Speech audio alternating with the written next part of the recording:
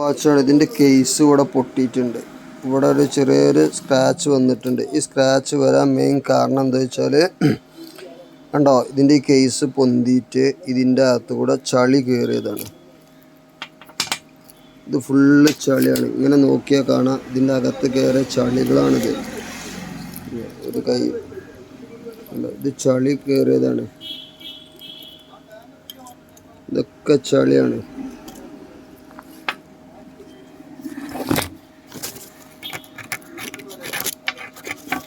ഞാനിതിൻ്റെ ഉള്ളിൽ കണ്ടോ, അതൊക്കെ ഫുള്ള് ചളി കയറിയതാണ്. ഈ വാച്ചിൻ്റെ അകത്തും നിറയെ ചളി കയറിയതാണ്.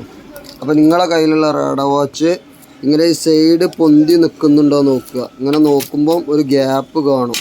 അങ്ങനെ ഗ്യാപ്പ് ഉണ്ടെന്നുണ്ടെന്നുണ്ടെങ്കിൽ ഇങ്ങനെ നോക്കുമ്പം സൈഡിൽ ഇങ്ങനെ ഗ്യാപ്പ് ഉണ്ടെന്നുണ്ടെങ്കിൽ ആ ഗ്യാപ്പ് കൂടെ ചളി കയറും. അങ്ങനെ ചളി കയറി കഴിഞ്ഞാൽ ഈ കേസ് പെട്ടെന്ന് പൊട്ടും. അതായത് കൈ ചുമരിലോ വല്ല ഡോർമലൊക്കെ വെറുതെ തട്ടിയാൽ മതി, അപ്പോൾ ഈ കേസ് പൊട്ടും. അപ്പോൾ അങ്ങനത്തെ ഒരു ആപത്ത് വരുന്നതിന് മുമ്പ് തന്നെ നിങ്ങളെ വാച്ചൊക്കെ അങ്ങനെ സൈഡിൽ ചളി കയറിക്കണോ ഇല്ലയെന്ന് നോക്കുക.